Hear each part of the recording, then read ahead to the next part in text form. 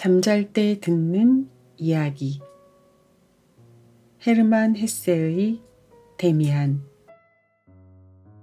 내가 그린 꿈속의 새는 날아가서 새 친구를 찾아냈다. 가장 신비스러운 방법으로 나에게 답장이 왔다.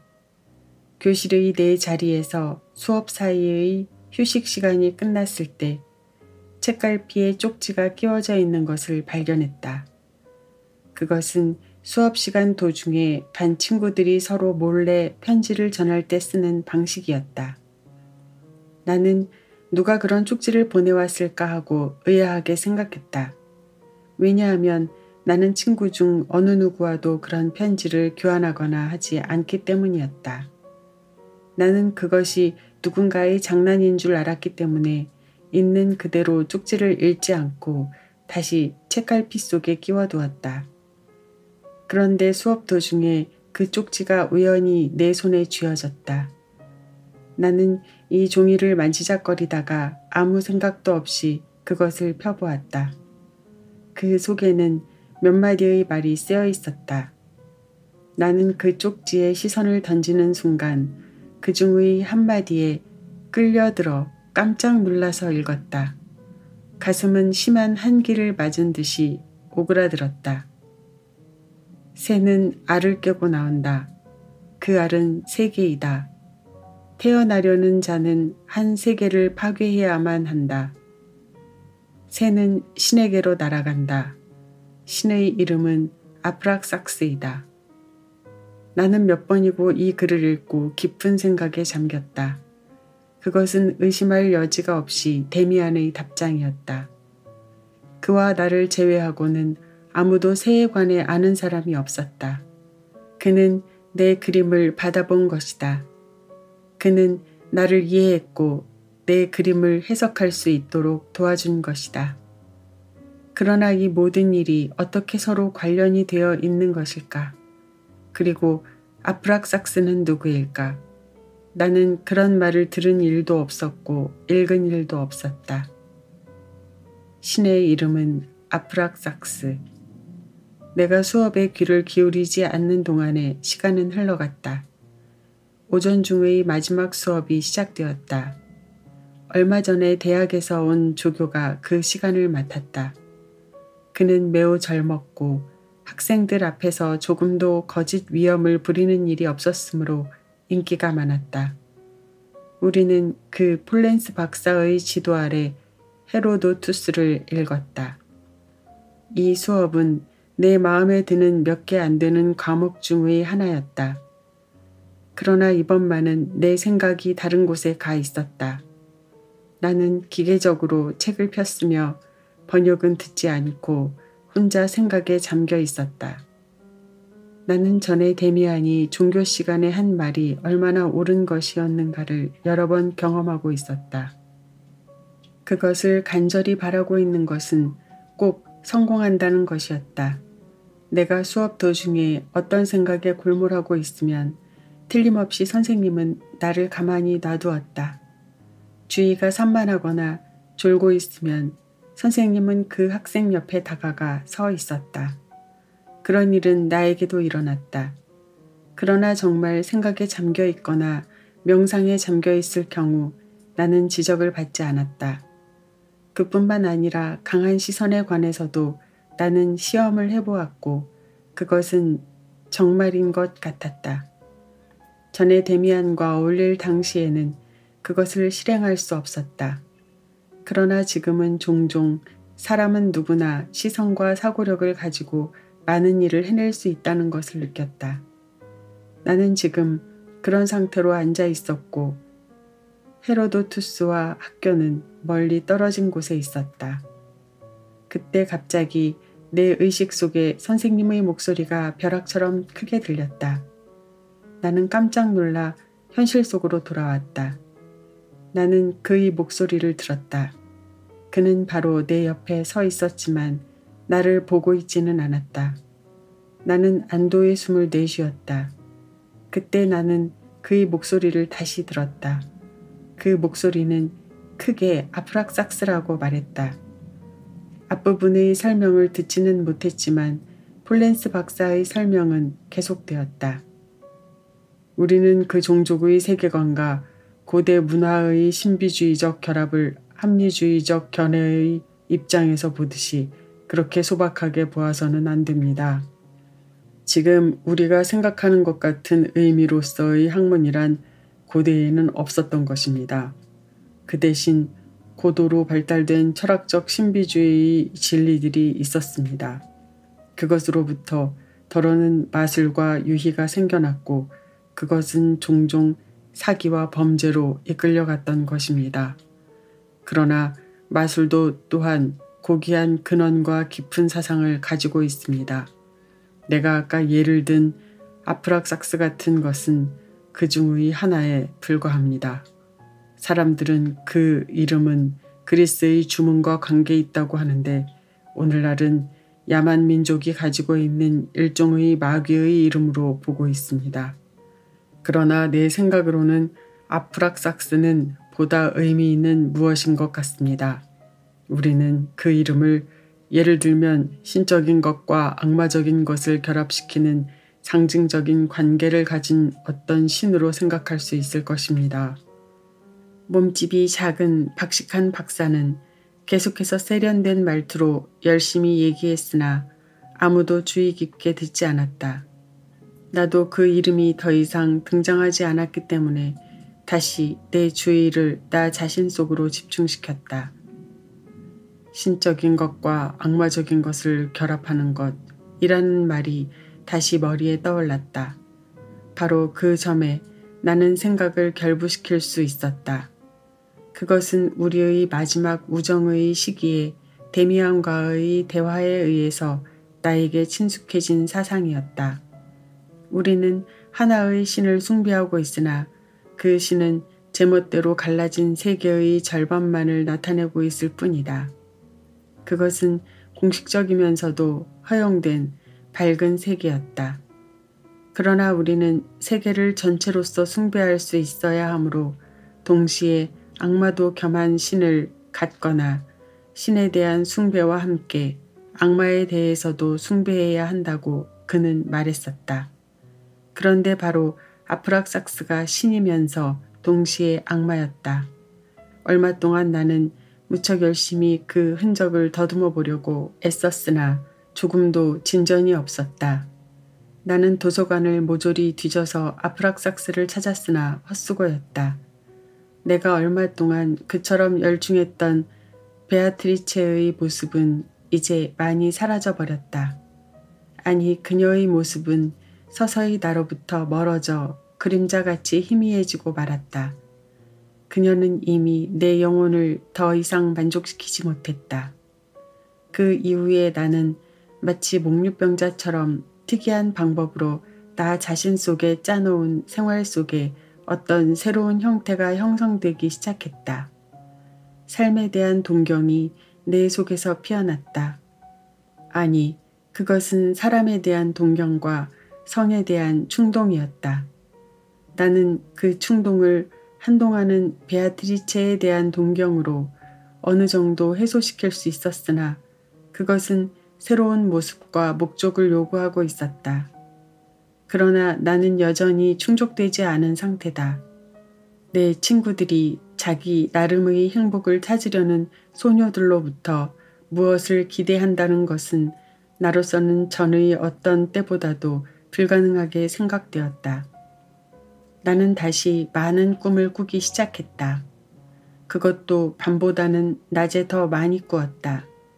온갖 마음의 모습과 형태와 소망이 내 마음속에 솟아올랐다. 그리고 나를 외부의 세계와 단절시켰기 때문에 현실보다는 내 마음속에 있는 모습들과 꿈과 그림자들과 접촉하며 같이 생활했다. 어떤 특수한 꿈이나 환상의 세계가 자꾸 반복되어 나에게 찾아왔다. 그것은 나에게 의미 깊은 것이 되었다. 내 삶에서 가장 영향력을 행사했던 꿈은 대강 이러했다. 나는 집으로 돌아갔다. 현관문 위에는 파란 배경 속에 문장의 새가 황금빛으로 빛나고 있었다. 집안에서 어머니가 나를 향해 걸어왔다. 그러나 내가 집에 들어가 어머니를 안으려고 하니까 그것은 어머니가 아닌 한 번도 보지 못한 다른 모습이었다. 그 모습은 키가 크고 힘있게 생겼으며 막스 데미안과 비슷했으며 내가 그린 그림과도 비슷하면서 아주 달랐고 힘있게 생겼는데도 매우 여성적이었다. 그 모습은 나를 끌어당기고 소름 끼치는 깊은 애정을 가지고 나를 포옹해 주었다. 쾌락과 공포가 섞여 있었고 포옹은 신에 대한 예배이며 동시에 죄악이었다. 나를 껴안은 이 모습 속에는 어머니에 대한 추억과 내 친구 데미안에 대한 추억이 너무 많이 나타나 있었다. 그 사람에 대한 포옹은 불순한 것이면서도 동시에 더할 수 없는 행복을 뜻했다.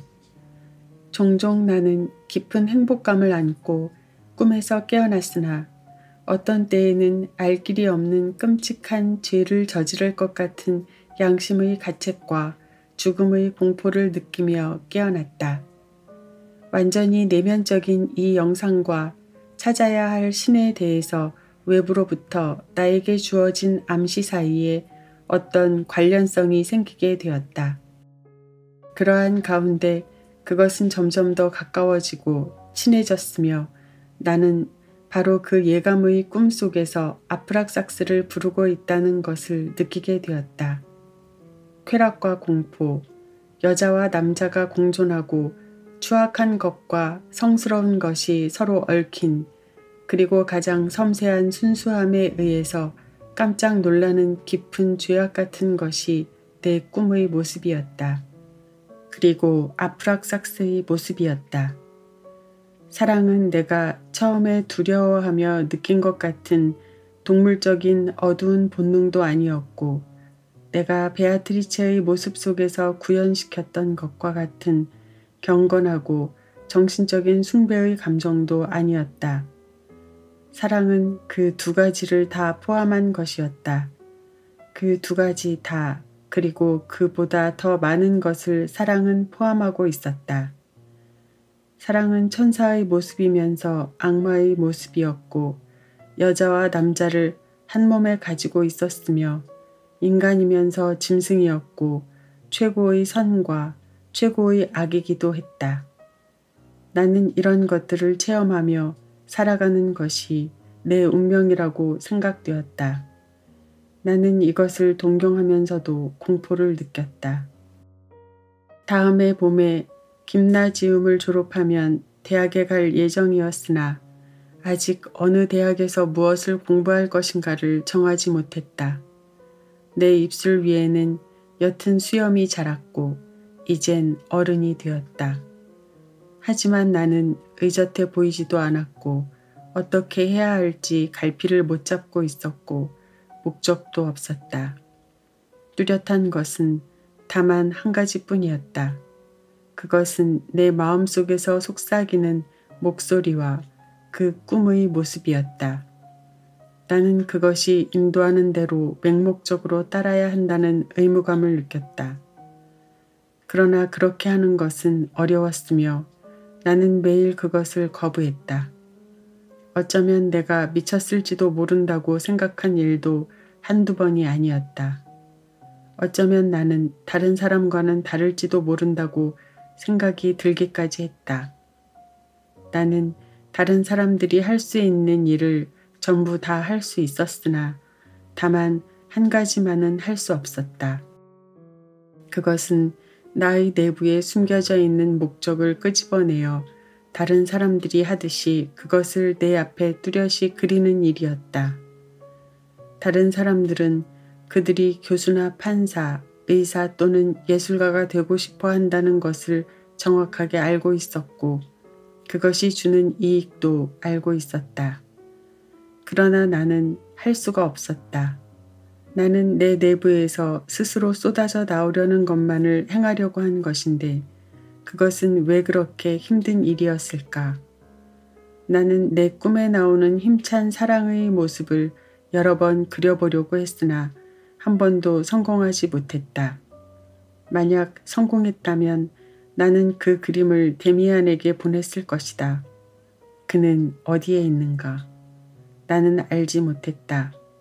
나는 다만 그와 연결되어 있다는 사실만을 알고 있었다. 나는 언제 그를 다시 볼 수 있을까? 베아트리체에게 열중했던 지난 몇 달 동안 나를 지배했던 평온한 고요는 이미 사라진 지 오래되었다. 그 당시 나는 하나의 섬에 도착해 평화를 발견했다고 생각했었다. 그러나 언제나 그랬듯이 어떤 상대가 나에게 정다운 것이 되고 어떤 꿈이 나에게 쾌감을 주는 순간 그것은 시들고 희미해졌다. 사라져버린 것을 갈망해도 소용없었다. 나는 지금 충족되지 않은 욕망과 긴장된 기대의 불길 속에서 살고 있었고 그 상대는 나를 종종 사납고 거칠게 만들었다. 나는 가끔 꿈속의 연인의 모습을 나 자신의 손보다도 뚜렷하게 볼 때가 있다. 나는 그 모습을 어머니라고 불렀다. 그리고 그 모습 앞에 무릎을 꿇고 울어버렸다. 나는 그것을 연인이라 불렀고 모든 욕망을 충족시켜주는 성숙한 입맞춤을 예감했다. 나는 그것을 악마, 흡혈귀 또는 살인자라고 불렀다. 그것은 나를 가장 섬세한 사랑의 꿈속으로 유혹하는가 하면 황폐하고 나쁜 행위로 유혹했다. 연인에게는 지나치게 좋은 것도 고귀한 것도 없었고 나쁘고 저속한 것도 없었다. 그해 겨울 동안 나는 설명하기 어려운 내적인 폭풍우 속에 살았다. 고독은 이제 나에게 습관이 된 지 오래였고 더 이상 고독으로 인해 괴로워하지 않았다. 나는 데미안이나 매와 같이 살았고 내 운명이며 연인인 커다란 꿈의 모습과 살았다. 그것들 속에서 사는 것만으로도 충분했다. 왜냐하면 그 모든 것이 아프락삭스를 가리키고 있었기 때문이었다. 그러나 꿈이나 내 생각 중의 어느 것도 내 말을 듣지 않았고 어느 것도 불러낼 수가 없었으며 내 마음대로 색채를 더할 수가 없었다.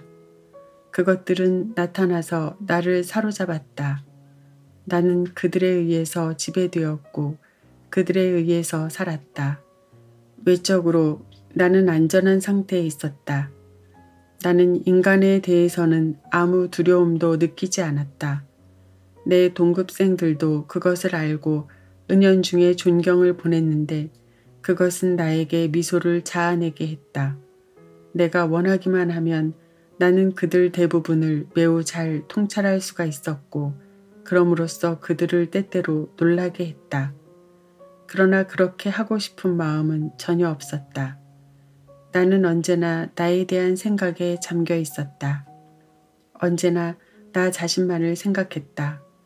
그래서 나는 마침내 조금 살아볼 것을 또 나의 내부로부터 무엇을 꺼내서 세계에 줄 것을 그리고 세상과 접촉하고 세상과 투쟁할 것을 몹시 갈망하게 되었다. 저녁 무렵 거리를 돌아다니다가 마음속의 동요 때문에 자정에까지 귀가할 수 없었을 때면 나는 종종 생각했다. 나의 연인이 나를 만나기 위해서 저 길모퉁이를 돌고 있고 유리창문에 서서 나를 부르고 있다고 생각했다. 때때로 이 모든 일은 참을 수 없는 고통으로 다가왔고 언젠가는 자살할 각오까지 했다. 그 당시 나는 기이한 피난처를 우연히 찾았다. 그러나 우연이란 것은 없었다.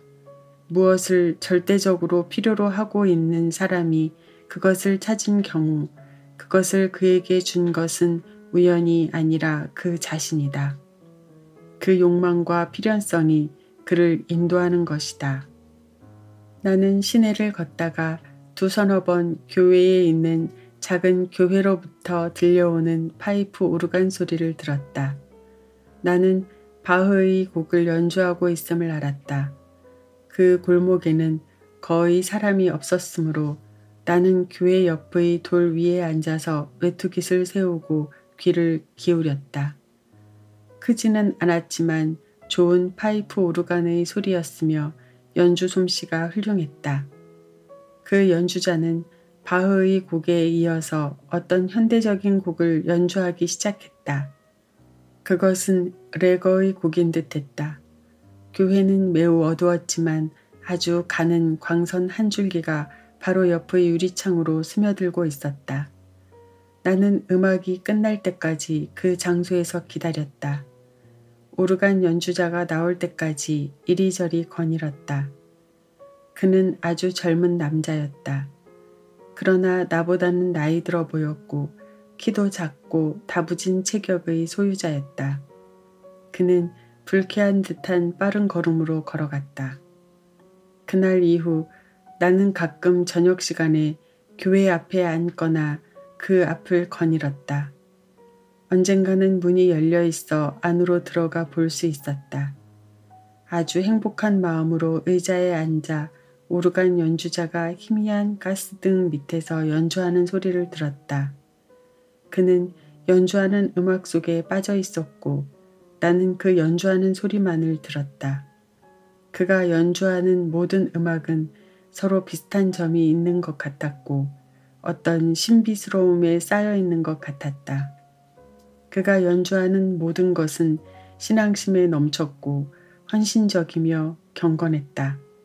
그것은 교회의 신자들이나 성직자와 같은 경건함이 아니라 중세기의 순례자나 거린들과도 같이 경건했고 온갖 종파를 초월한 세계 감정에 깊이 헌신하는 듯한 그런 종류의 경건함이었다.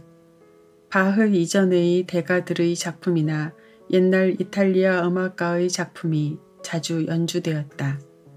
그 작품들은 모두가 같은 주제를 두고 있었고 그 연주자 자신도 영혼 속에 갖고 있는 것을 그대로 말해주고 있었다.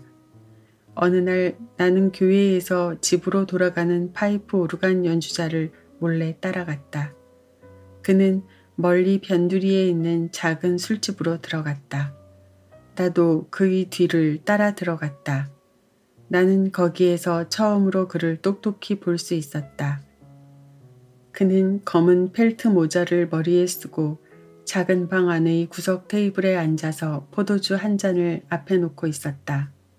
그의 얼굴은 내가 상상했던 것과 꼭 같았다.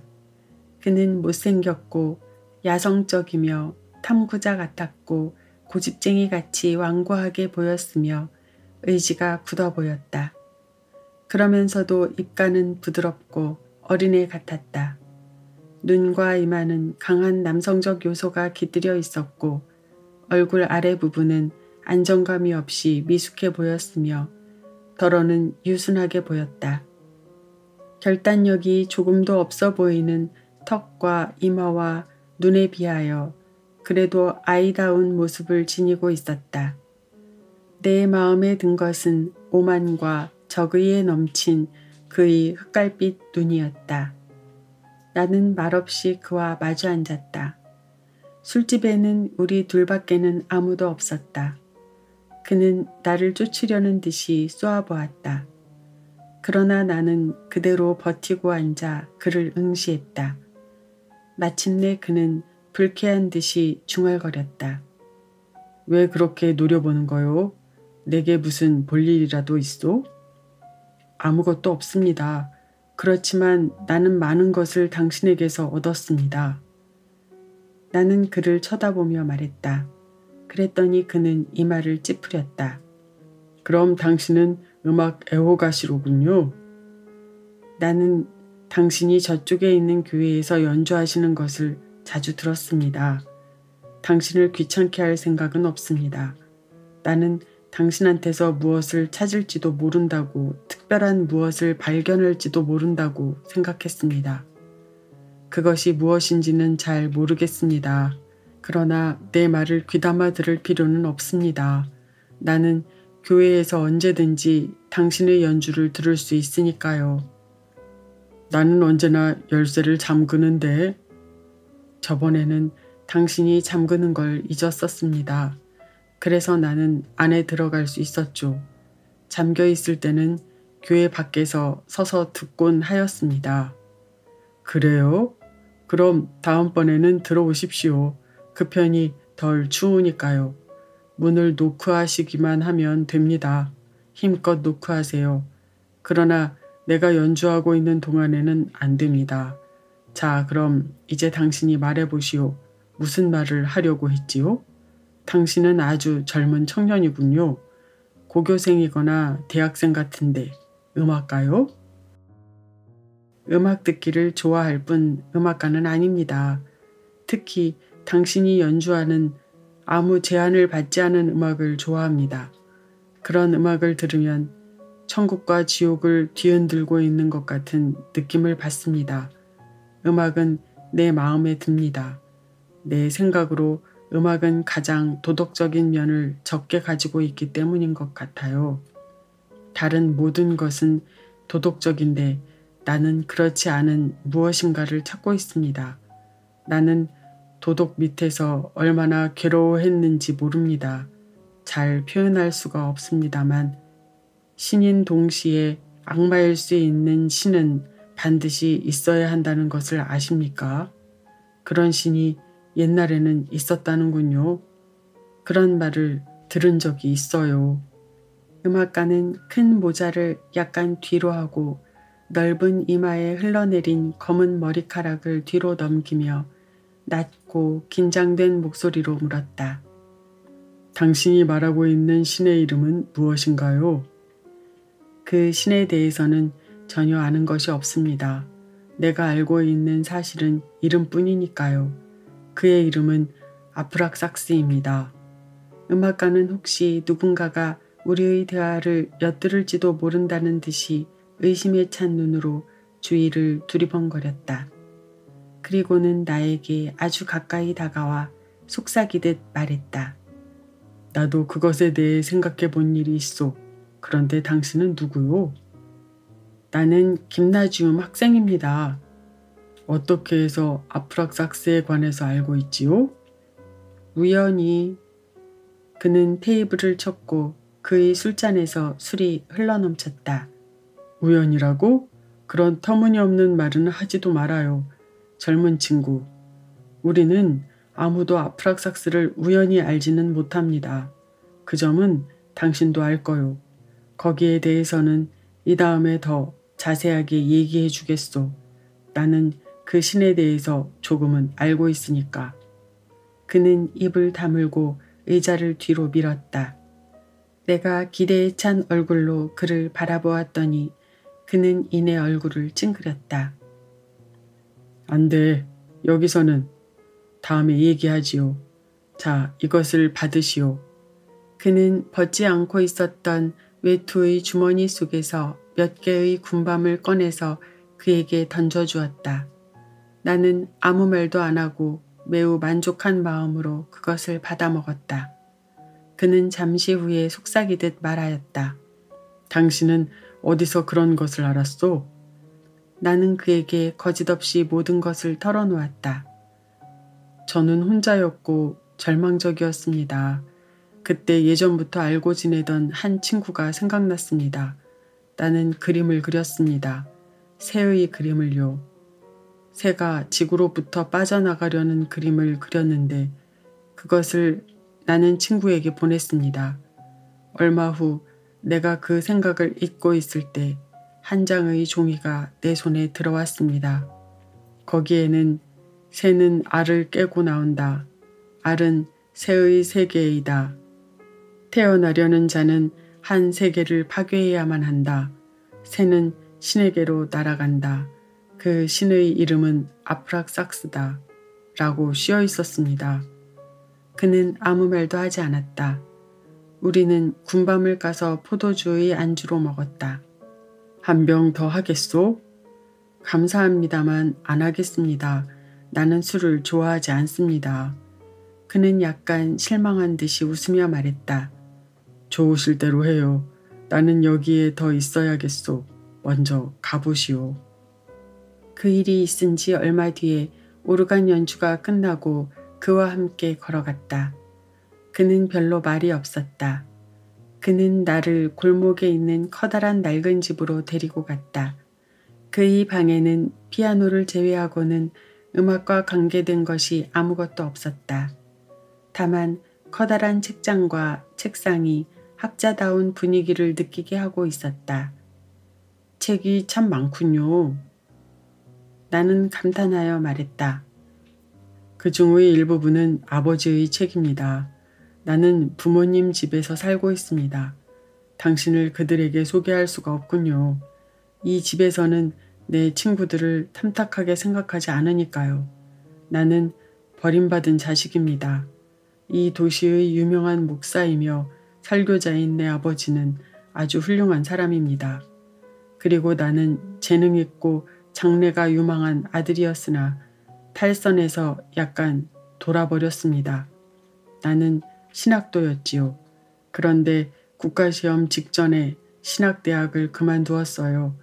내 개인적인 연구에 관해 말한다면 나는 아직도 신학도인 셈입니다. 사람들이 매번 어떤 신을 생각해냈는가는 나에게 여전히 중요한 관심사이고 흥미있는 문제입니다. 이 일은 이렇다고 치고 어쩌면 나는 오르간 연주자 자리를 얻게 될 것 같습니다. 그렇게 되면 또다시 교회에서 일하게 되는 것이지요. 나는 책 표지를 훑어보았다. 작은 등잔불의 약한 불빛 아래서 보니 그것은 라틴어, 그리스어, 헤브라이어 등으로 제목이 붙어 있었다. 그동안 내가 새로 사귄 친구는 어둠 속에서 방바닥 위에 누워 무엇인가를 하고 있었다. 그는 잠시 후에 나를 불렀다. 우리 철학을 좀 합시다. 조용히 입을 다물고 엎드려서 생각하는 겁니다. 그는 성냥을 그어서 바로 앞에 있는 벽난로에 불을 지폈다. 불길은 높이 타올랐다. 그는 아주 조심스럽게 불을 헤치고 장작을 집어넣었다. 나는 그의 곁에 가서 빛이 바랜 양탄자 위에 엎드렸다. 그는 불을 응시했다. 나 또한 불에 이끌렸다. 우리는 아무 말 없이 아마 1시간쯤은 배를 깔고 엎드려서 타오르는 장작불을 바라보고 있었다. 우리는 활활 소리를 내며 타오르는 불길이 얼마 후 약하게 가라앉고 구부러지고 펄떡거리며 꿈틀거리다가 마침내 조용히 사그라지는 것을 보았다. 배화교는 인간이 창안한 것 중에서 가장 어리석은 것은 아닌 것 같아. 그는 혼잣말로 중얼거렸다. 우리 둘은 서로 한마디도 말하지 않았다. 나는 똑바로 불을 응시했고 몽상과 정적 속에 가라앉았다. 나는 연기 속에서 형상을, 재 속에서 광명을 보았다. 그러다가 나는 흠칫 놀랐다. 그가 송진 한 덩어리를 불길 속에 던져넣자 가느다랗고 작은 불길이 솟아올랐다. 나는 불길 속에서 금빛 머리를 가진 새를 보았다. 사그라져가는 벽난로의 불길 속에서 금빛으로 타는 듯한 불꽃 실이 그물이 되고 갖가지 글자가 형상이 나타나더니 온갖 얼굴과 짐승과 화초와 벌레와 뱀에 대한 추억을 불러 일으켰다. 내가 정신을 차리고 그를 돌아보니 그는 턱을 주먹으로 받친 채 열기를 띤 눈으로 잿더미를 보고 있었다. 가야겠습니다. 나는 낮은 목소리로 말했다. 그럼 잘 가시오. 다음에 또 만납시다. 그는 일어서지도 않았다. 등잔불이 꺼졌으므로 나는 간신히 어두운 방과 복도와 층계를 더듬어 도깨비굴 같은 집을 빠져나왔다. 집 밖으로 나왔을 때 나는 걸음을 멈추고 낡고 추한 집을 올려다보았다. 어느 유리창에도 불이 켜져 있지 않았다. 문패가 가스등 빛을 받아 반짝이고 있었다. 주임 목사 피스토리우스라고 그 위에 씌어 있었다.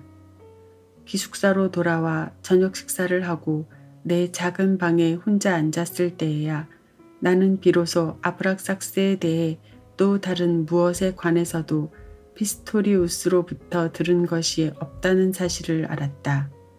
우리는 10마디도 서로 주고받지 않았었다. 그러나 나는 그의 집을 방문한 것을 매우 만족스럽게 생각하고 있었다. 그는 다음번에는 옛날 오르간 음악의 걸작인 북스테우데의 파사카리아를 연주해 주기로 약속했다. 내가 은둔자의 집과 비슷한 그의 컴컴한 방에 누워 벽난로를 보았을 때 나도 모르게 오르간 연주자 피스토리우스는 나에게 첫 번째 가르침을 주고 있었던 것이다. 불 속을 들여다본 것은 나에게 매우 유익했다. 그것은 언제나 내 속에 있었으나 내가 한 번도 가꾸지 않았던 여러 가지 성질을 강하게 했고 확인시켜 주었다. 점점 나는 그것을 부분적으로나마 뚜렷이 알게 되었다. 어린 시절부터 나는 자연의 특이한 모습을 관찰하는 취미가 있었다. 그것은 모습을 관찰하기보다는 그것들 자체의 매력이나 그것들 자신이 지닌 까다롭고도 깊은 언어에 몰두했었다. 속이 텅 빈 나무의 뿌리, 광석에 나타난 갖가지의 줄무늬, 물 위에 떠있는 기름, 깨진 유리와 같은 모든 것이 나에게 때때로 크나큰 매력을 주고 있었다. 무엇보다도 물과 불, 연기와 구름, 먼지가 나를 매혹시켰었다. 그 중에서도 내가 가장 끌린 것은 눈을 감았을 때 보이는 색색의 원이었다. 처음으로 피스토리우스를 방문한 후 며칠 동안 나는 다시 이 모든 것을 상기했다. 왜냐하면 그 방문 이후 내가 그 이래로 느껴온 어떤 특수한 활기와 기쁨, 내 감정의 상승 같은 것이 활활 타는 불을 오래 바라본 데서 온 것임을 알 수 있었기 때문이었다. 불을 바라보면 이상하게도 기분이 좋아지고 풍요로워지는 느낌이었다. 내가 지금까지 나 자신의 삶을 목표를 향해 나아가는 도중에 발견했던 얼마 안 되는 체험에 또 하나의 새로운 체험을 하게 되었다. 형상에 대한 몰두는 그런 형상을 만든 자연의 의지와 우리의 내면이 서로 일치하고 있다는 느낌을 준다. 우리는 곧 그것을 우리 자신의 기분으로, 우리 자신의 창조물로 간주하고 싶은 유혹을 느끼게 된다. 우리는 우리와 자연 사이의 경계가 흔들리고 사라져버리는 것을 느끼며 우리 눈에 비친 영상이 외적인 인상에서 온 것인지 내적인 것에서 온 것인지 알 수 없는 심정을 알게 되는 것이다. 이런 실험에서와 마찬가지로 그렇게 쉽고 간단하게 우리가 창조자요, 우리의 영혼이 계속해서 세계의 중단 없이 창조하는 일에 관여하고 있다는 것을 발견할 수 있는 것은 없다.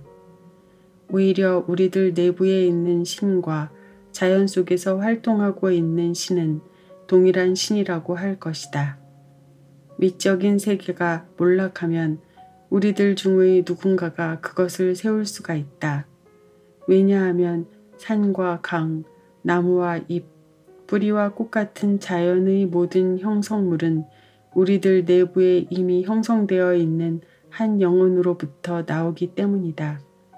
그 영혼의 본질을 우리는 잘 알지 못하지만 우리에게는 때때로 사랑의 힘, 창조의 힘으로 느껴진다. 그 후 몇 년이 지나서야 비로소 나는 이러한 관찰이 어떤 책 속에 증명되어 있는 것을 발견했다. 그것은 레오나르도 다빈치가 쓴 책이었다. 그는 많은 사람들이 침을 뱉었던 담벽을 보는 것은 얼마나 자극이 되는 일인지 모른다고 말했다. 그는 젖은 담벽의 얼룩 앞에서 나와 피스토리우스가 느낀 것과 똑같은 것을 느꼈던 것이다. 그로부터 얼마 뒤 오르간 연주자를 만났을 때 그는 나에게 이렇게 말해 주었다. 우리는 우리의 인격의 한계를 너무 좁게 생각하고 있소. 인간은 우리를 개인적으로 구별하고 있는 것만이 자기의 인격이라고 생각하는 빗나간 인식을 가지고 있소.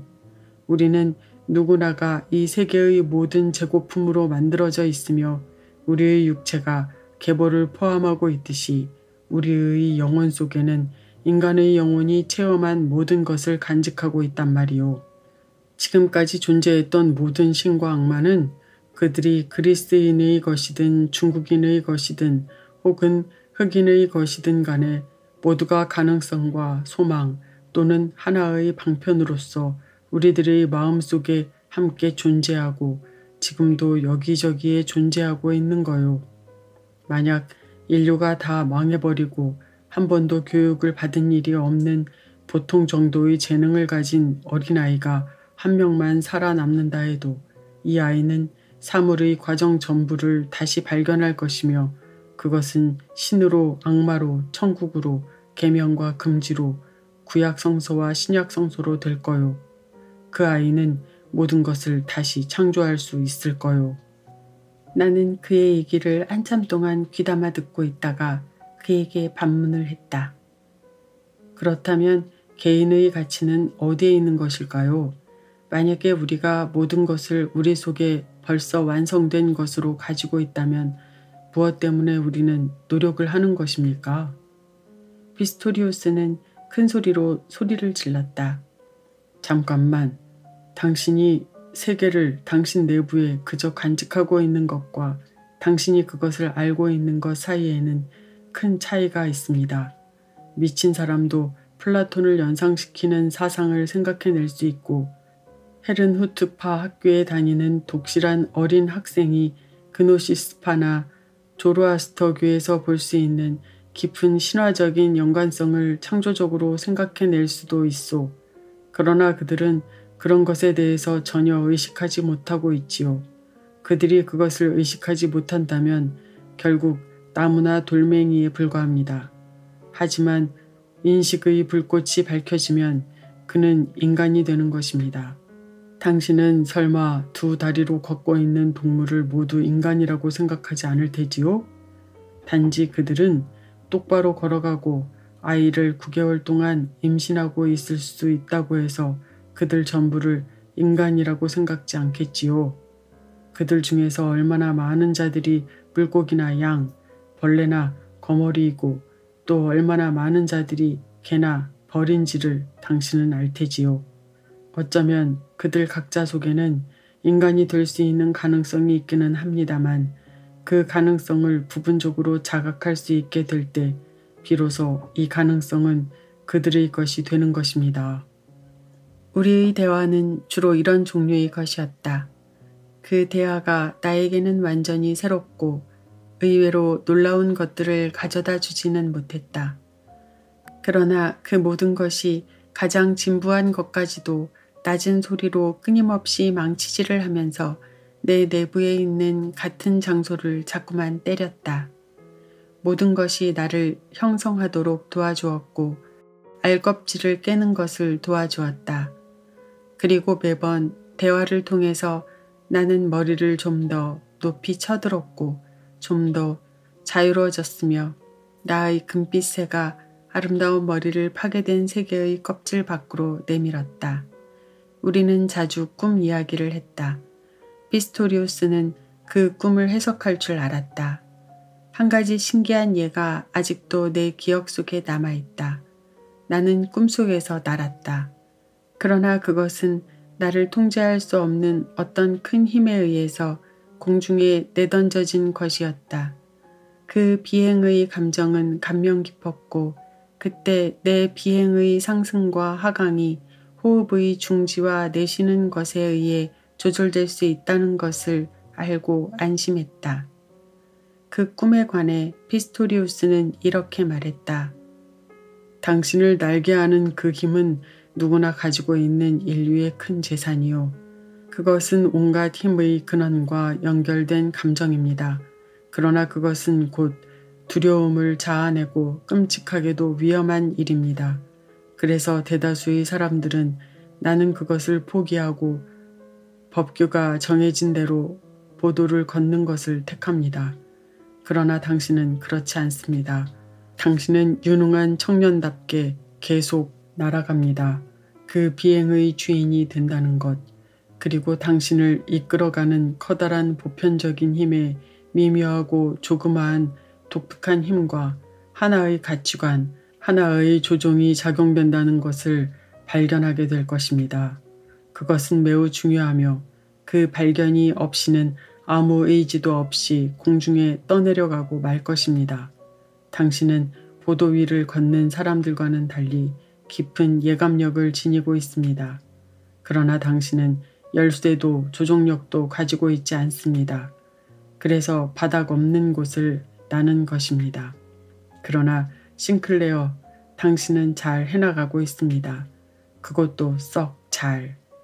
당신은 새 기관, 즉 호흡 조절기를 가지고 날고 있습니다. 이제 알겠지요? 당신의 영혼이 그 심층에 있어서 얼마나 비개인적인가를, 당신의 영혼이 이러한 조절기를 발견하는 것은 아닙니다. 그것은 완전히 새로운 것이 아니라 단지 빌린 것에 불과합니다. 그것은 몇천 년 전부터 존재했으니까요. 그것은 물고기의 평형기관, 즉 바람주머니인 것입니다. 그리고 사실상 몇 종류의 특이하고 보수적인 물고기의 종류가 있는데 바람주머니가 일종의 허파처럼 되어 있어서 경우에 따라 호흡 기능을 하게 됩니다. 그러니까 당신이 꿈의 비행사의 바람주머니로 사용했던 허파와 똑같은 것이지요. 그는 나에게 동물학에 관해 책 한 권을 주면서 물고기의 그림과 이름을 보여주었다. 나는 이상한 전율을 느끼면서 내 내부에 있는 초기 진화의 단계로부터 남아있는 한 기능이 생생히 살아있는 것을 느꼈다. 내가 그 괴상한 음악가 피스토리우스로부터 아프락삭스에 관해서 들은 말을 여기에 간단하게 옮길 수는 없다. 그러나 내가 그에게 배운 것 중에서 가장 중요한 것은 나 자신의 길에 도달하는 길을 한 걸음 더 다가간 일이다. 나는 그 당시 18살가량의 청년이었다. 나는 여러 가지 점에서 조숙했으나 또 다른 면에서는 매우 뒤떨어져 갈피를 못 잡고 있었다. 나는 나 자신을 남과 비교했을 때 오만과 자만심을 종종 느꼈으나 동시에 우울과 모욕감을 느끼기도 했다. 나는 가끔 나 자신을 천재라고 생각했고 또 다른 때는 반쯤 미친 녀석이라고 생각했다. 나는 나의 동년배들과 어울려 생활하거나 기쁨을 같이 나눌 수가 없었다. 또 때로는 내가 절망적으로 그들과 분리되어 있으며 삶의 문이 나에게는 닫혀져 있는 것 같이 느껴져서 근심과 자책으로 나 자신을 괴롭혔었다. 피스토리우스는 나에게 나 자신에 대해 존경과 용기를 간직할 것을 가르쳐 주었다. 그는 나의 말과 사상 속에서 언제나 가치 있는 무엇을 발견했고 그것에 대해 토론함으로써 나에게 모범을 보여주었다. 당신은 언젠가 내게 이런 말을 했지요. 음악을 사랑하는 것은 그것이 도덕적이 아니기 때문이라고. 그럴 수도 있겠지요. 그러나 당신 자신도 도덕가여서는 안 됩니다. 당신은 스스로를 남과 비교해서는 안 됩니다. 자연이 당신을 박쥐로 만들었다면 당신은 자신을 타조로 만들려고 해서는 안 됩니다. 당신은 종종 자신을 이상하다고 생각하고 남들과 다른 길을 가는 자신을 비난합니다. 그래서는 안 됩니다. 불을 보십시오. 그리고 구름을 보십시오. 예감이 떠오르고 당신의 영혼의 목소리가 말을 시작하면 당신은 그에게 몸을 맡겨버리세요. 그것이 선생님이나 아버지 또는 어떤 신의 마음에 들까 어떨까를 물을 것도 없이. 그런 물음 때문에 사람이 못쓰게 되는 것입니다.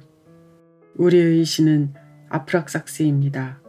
그는 신이면서도 악마이고 밝은 세계와 어두운 세계를 모두 자기 속에 가지고 있습니다. 아프락삭스는 당신의 어떤 생각에도 또 당신의 어떤 꿈에 대해서도 이 일을 갖지 않습니다. 그걸 잊지 마십시오. 그러나 당신이 다른 사람처럼 흠잡을 데 없는 정상적인 사람이 되면 아프락삭스는 당신 곁을 떠날 것입니다. 그는 당신을 버리고 자신의 사상을 이어가기 위해 다른 대상을 찾을 것입니다. 나는 모든 꿈 중에서 그 어두운 사랑의 꿈이 가장 많았다. 나는 매우 자주 그 꿈을 꾸었다. 내가 새의 문장 아래를 지나서 낡은 내 집으로 들어가 어머니를 안으려고 하면 키가 크고 남성적이면서도 모성적인 여자를 안게 되었다. 나는 그 여자에 대해서 두려움을 느끼면서도 뜨거운 갈등이 나를 그 여자에게로 잡아당겼다. 그 꿈을 나는 내 친구에게 말할 수는 없었다. 그 꿈은 나만이 숨을 수 있는 유일한 피난처였다. 우울할 때면 나는 피스토리우스에게 옛 북스테우데의 파사카리아를 연주해달라고 부탁했다. 그럴 때마다 나는 어두운 교회 안에서 넋을 잃고 앉아 이상스럽고 내면적이며 자기 속에 깊이 빠져있는 자기 자신의 귀를 기울이는 듯한 그 음악을 들었다.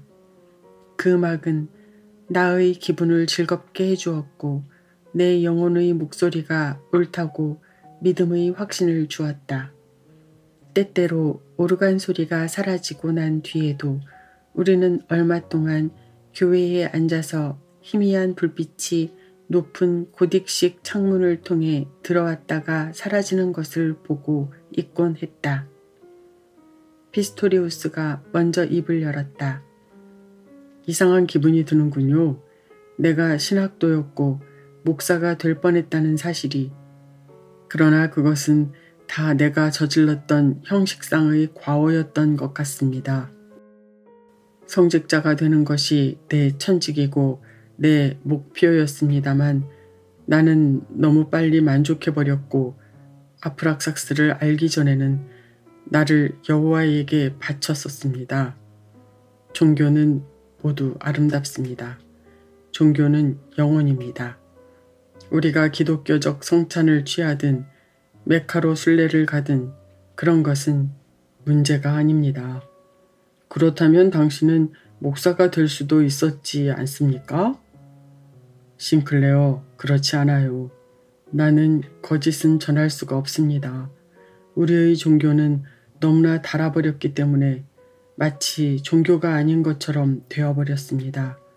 우리의 종교는 마치 지성의 산물인 양 굴고 있습니다. 가톨릭 신자가 되는 것은 그런대로 참을 수 있을 것 같지만 신교의 목사가 되는 것은 불가능합니다. 몇 명 안 되는 참된 신앙심이 두터운 사람들은 글자 그대로 믿는 것을 좋아합니다. 나는 그들에게 그리스도가 내 생각으로는 인간이 아니라 영웅이고 신화이며 영원의 벽 위에다 인류가 자기 자신을 그린 거대한 그림자라는 말을 할 수가 없었습니다.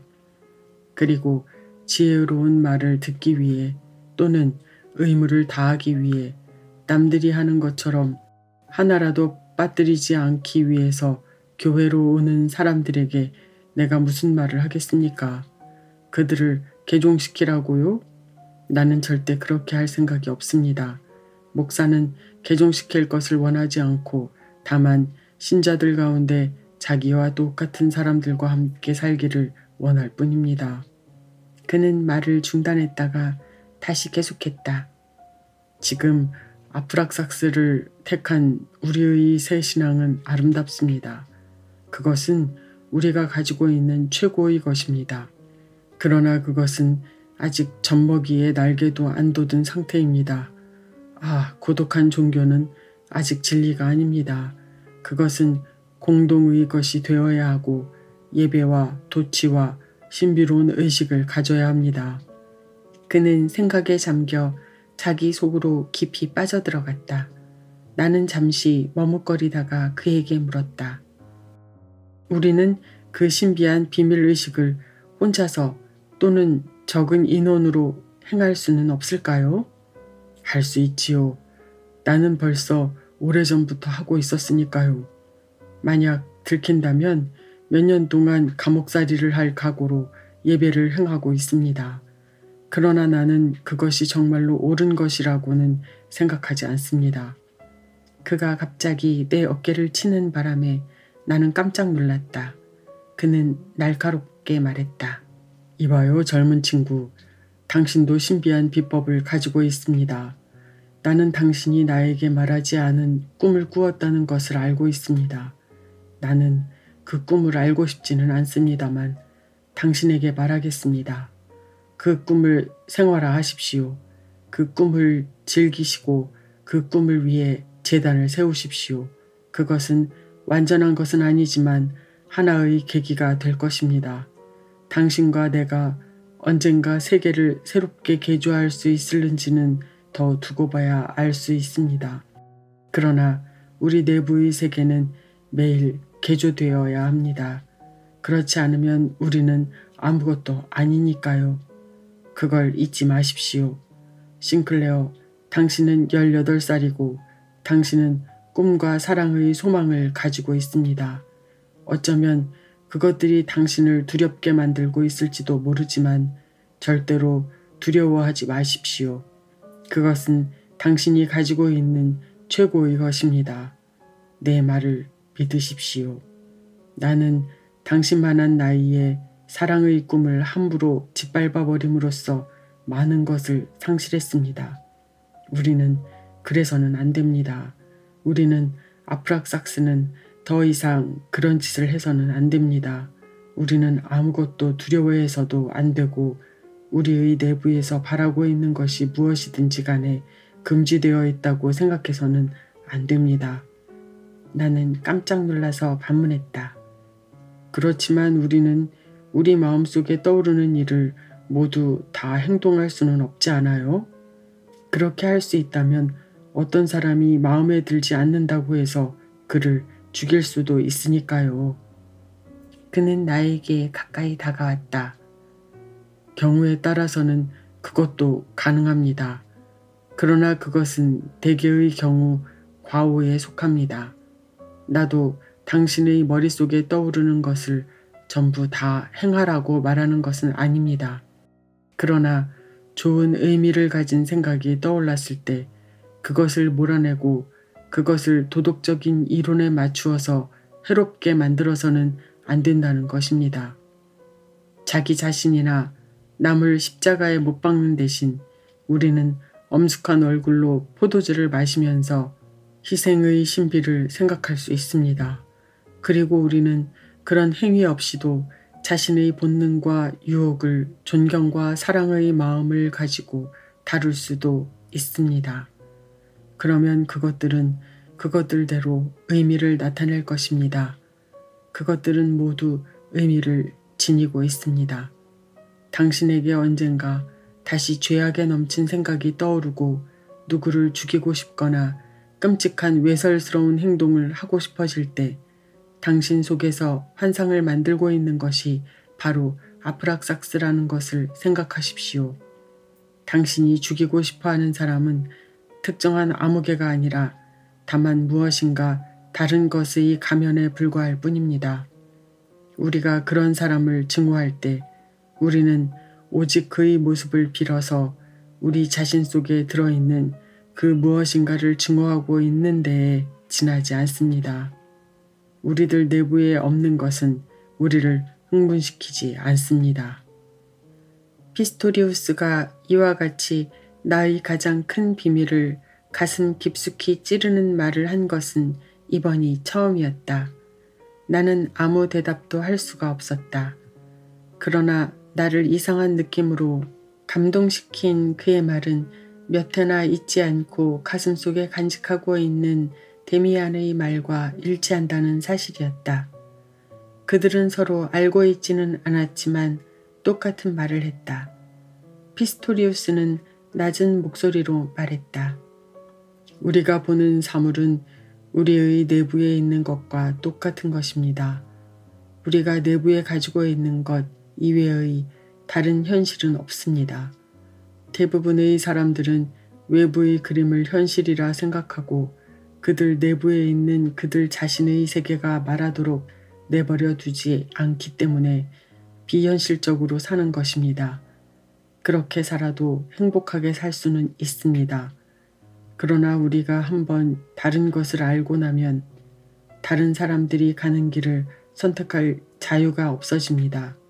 싱클레어, 대부분의 사람들이 가는 길은 쉽고 우리의 길은 매우 어렵지만 그래도 우리는 갑니다. 며칠 뒤의 일이었다. 나는 2번씩이나 그를 기다렸지만 만나지 못했다. 나는 저녁 늦게 추운 밤바람에 웅크린 채 고독한 모습으로 길 모퉁이를 돌아 나오는 그를 볼 수 있었다. 그는 몹시 취해 있었다. 나는 그를 부르고 싶지 않았다.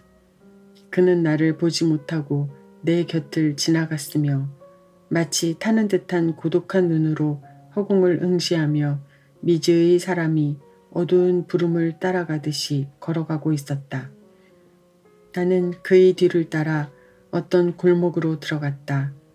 피스토리우스는 마치 눈에 보이지 않는 끈에 이끌리는 것처럼 유령같이 광적이고 맥빠진 걸음걸이로 걸어가고 있었다. 나는 슬픈 마음을 안고 집으로 돌아왔다. 그는 그런 방법으로 세계를 혁신하고 있었군. 나는 그렇게 생각했고 그 순간 나는 내 생각이 저속한 도덕적 사고방식이라고 느꼈다. 나는 그의 꿈에 관해서 무엇을 알고 있단 말인가. 그는 어쩌면 잔뜩 취해 있으면서도 내가 내 불안을 가슴에 안고 매우 두려워하고 조심하는 것보다 더 확실한 길을 가고 있는 것인지도 몰랐다. 어느 날 쉬는 시간에 내가 한 번도 관심을 가져본 일이 없는 동급생 하나가 나에게 접근하려는 것을 알아차렸다. 키가 작고 약해 보이는 마른 소년이었다. 숱이 적고 붉은 빛이 도는 금발 머리카락을 가졌고 그의 시선과 태도가 독특한 점이 있었다. 어느 날 저녁 그는 우리 집 근처의 길에서 나를 기다리고 있었다. 그는 내가 자기 곁을 지나가도록 내버려 두더니 다시 내 뒤를 따라와서 우리 집 앞에 섰다. 나는 물었다. 내게 무슨 할 말이 있어? 그냥 너와 이야기하고 싶었을 뿐이야. 나하고 좀 걷지 않을래? 미안하지만. 나는 그를 따라가면서 그가 몹시 흥분해 있음을 알았다. 그의 손은 떨리고 있었다. 너는 심령론자니? 그는 느닷없이 이렇게 물었다. 아니야, 크루워. 나는 전혀 그런 건 몰라. 어째서 그런 생각을 했니? 나는 웃으면서 말했다. 그럼 너는 신학도니? 아니. 이봐, 싱클레어. 그렇게 숨기려고만 하지 마. 나는 너에게 아주 특별한 것이 있다는 것을 잘 알고 있어. 내 눈 속에 그 특별한 것이 담겨 있어. 너는 틀림없이 어떤 영혼과 교제를 하고 있을 거야. 나는 호기심 같은 것 때문에 그걸 묻는 것이 아니야. 싱클레어, 조금도 그렇지 않아. 나도 모색하고 있는 중이야. 그래서 나도 지금은 아주 고독해. 나는 그에게 말했다. 나는 내 영혼에 대해서는 조금도 알지 못하지만 나는 내 꿈속에서 살고 있어. 그것을 내가 느끼고 있을 뿐이야. 다른 사람들도 꿈속에 살긴 하지만 그들 자신의 꿈은 아니야. 바로 그것이 차이점이지. 그래, 아마 그럴 거야. 그는 속삭이듯 말하며 계속 말을 이었다. 우리가 어떤 종류의 꿈속에서 사느냐 하는 것이 문제일 거야. 너는 선한 악마를 이용해 마술을 하는 것에 대해서 들어본 일이 한 번이라도 있니? 아니, 없어. 그것은 인간이 자기 자신을 통제하는 법을 배우면 돼. 그러면 인간은 죽지 않는 몸이 될 수 있고 마술을 행할 수도 있게 되지. 너 한 번도 그런 연습을 한 일이 없단 말이지? 이 연습에 대해 내가 호기심에 넘친 질문을 해대자 그는 처음에는 거드름을 피우며 좀처럼 말하려고 하지 않다가 내가 가려고 들어섰을 때에야 다시 말을 꺼냈다. 나는 잠이 들고 싶다거나 자기 집중을 하고 싶을 때 그런 연습을 해. 나는 무엇이든 하나의 대상만 생각해. 예를 들면 어떤 이름 또는 어떤 기하학적인 형태를 될 수 있는 대로 강하게 생각해서 내 머릿속으로 상상하려고 노력하지. 그러면 그것이 내 내부에 있는 것처럼 느껴지게 되고 마침내 나의 전체가 그것으로 꽉 차게 되고 아주 확고해져서 아무것도 나를 동요시키지 못하게 된단다. 나는 그가 하는 말을 어느 정도 이해할 수는 있었다. 나는 그가 다른 할 말이 있다는 것을 느꼈다. 그는 이상하게 흥분되어 있었고 조바심이 나 있었다. 나는 그가 질문을 쉽게 할 수 있도록 해주려고 노력했고 그는 곧 자신의 속마음에 있던 문제를 털어놓기 시작했다. 너는 금욕하고 있니? 무슨 의미지? 성적인 것 말이니? 그래, 나는 2년 전부터 금욕하고 있어. 내가 이 학설을 안 이후부터 그 전에는 나도 부도덕한 짓을 많이 했어. 그게 무슨 의미인지는 알고 있지? 너는 한 번도 여자하고 잡은 적이 없니? 없어. 내가 찾는 여자를 아직 발견하지 못했어. 만약에 그런 여자를 발견한다면 너는 그 여자와 자겠니? 물론 그 여자가 반대만 안 한다면. 나는 약간 비웃는 듯 말했다. 아, 너는 길을 잘못 들어선 거야. 우리는 완전히 금욕 생활을 할 때만 내면의 힘을 형성할 수 있는 거야. 나는 그것을 2년 동안이나 했어. 정확히 말해서 2년하고 1개월이 조금 넘었지. 때때로 힘들기도 하고 참을 수 없다고 느낄 때도 있어. 그것 봐, 크나우어.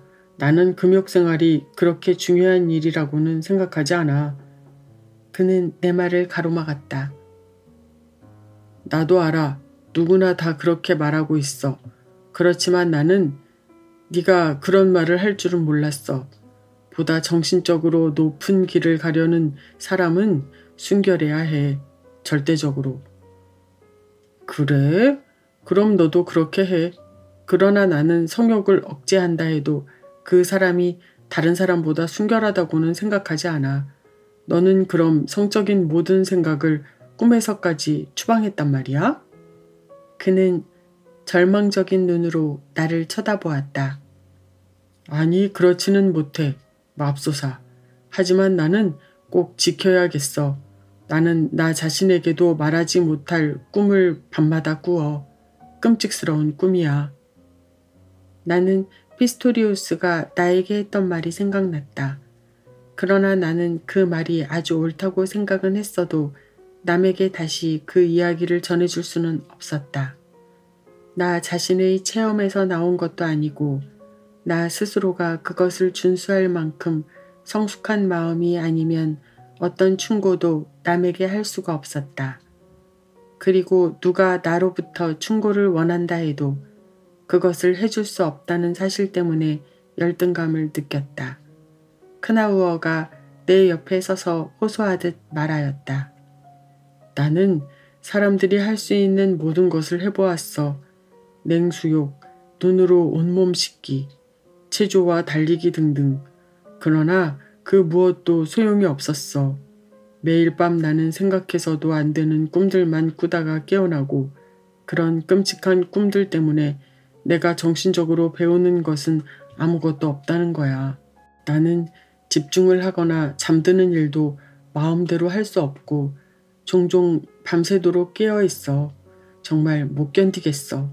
내가 이 투쟁을 끝까지 이겨내지 못한다면 나는 전혀 한 번도 투쟁을 안 한 사람보다 더 나쁜 사람이 되는 거야.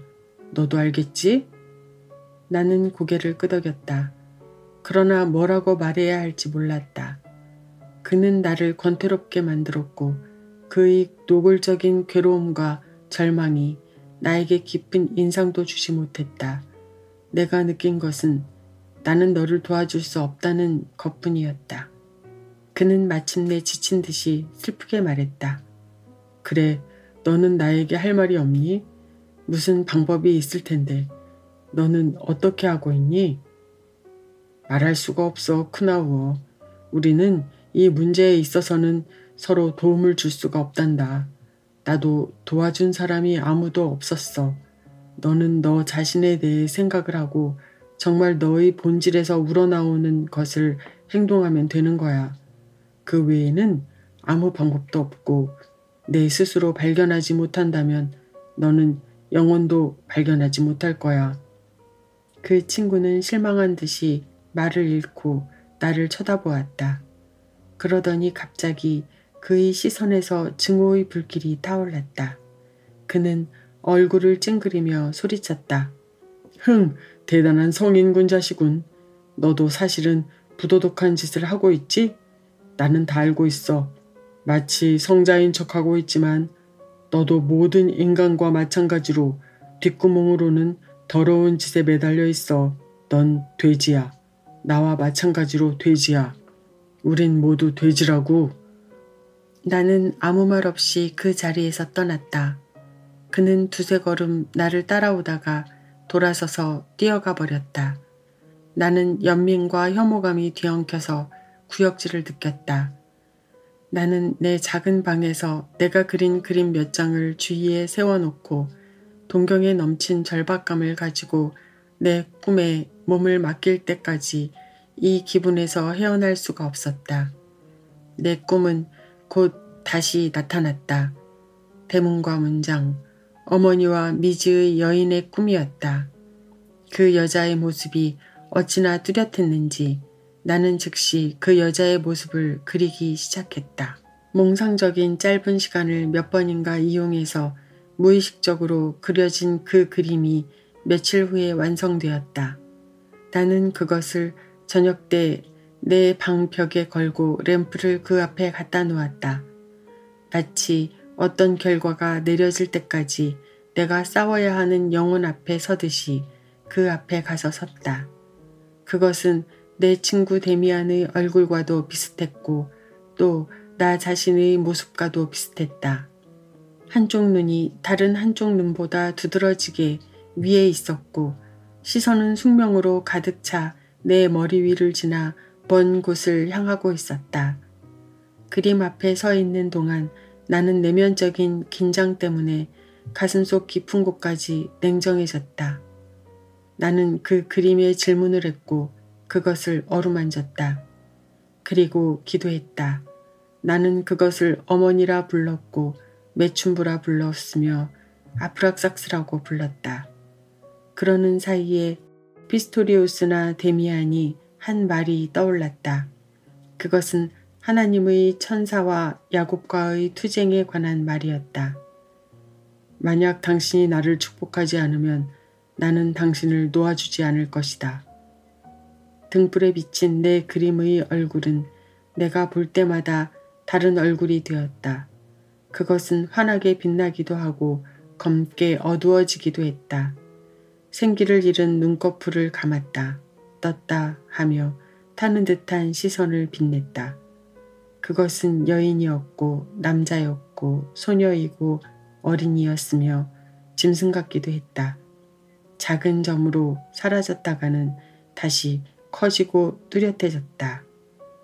마침내 나는 강한 내면적 요구에 의해서 눈을 감고 그 그림을 내 내부에서 보았다. 나는 그 그림 앞에 무릎을 꿇고 싶었다. 그러나 너무 나의 내부에 있었으므로 나는 마치 그것이 완전히 나 자신이 되어버린 것처럼 되어서 나와 분리시킬 수가 없었다. 그때 나는 마치 봄의 폭풍우 소리와 같은 검고 무거운 바람 소리를 들었다. 그리고 어떻게 표현할 수 없는 불안과 새로운 감정에 온몸이 덜덜 떨렸다. 많은 별들이 내 앞에 떠올랐다가 사라졌다. 잊어버렸던 최초의 유년기까지의 추억, 아니 탄생 이전의 생성 초기 단계로까지 추억이 거슬러 올라가서 내 곁을 스쳐갔다. 그러나 그렇게 내 생활을 비밀스러운 것까지 모두 되풀이하는 듯 보이던 추억은 어제와 오늘로써 끝나지 않았다.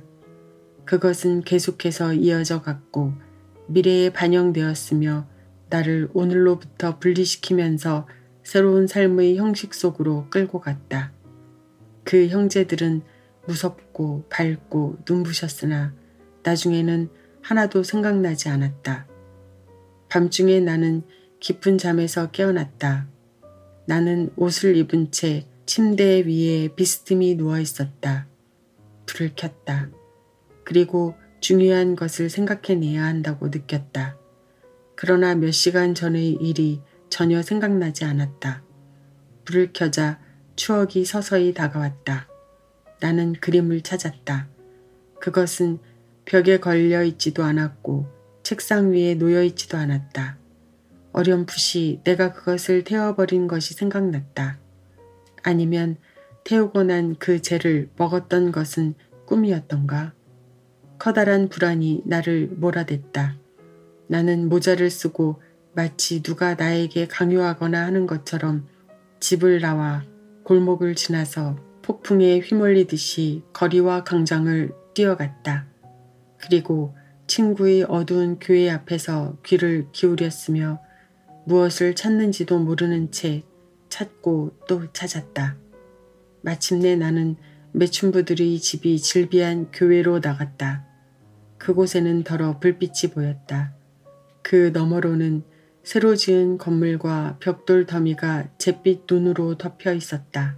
마치 목류병자처럼 미지의 힘에 밀려 그 황량한 곳을 헤매고 있던 나는 내 고향 도시의 신축 건물이 생각났다.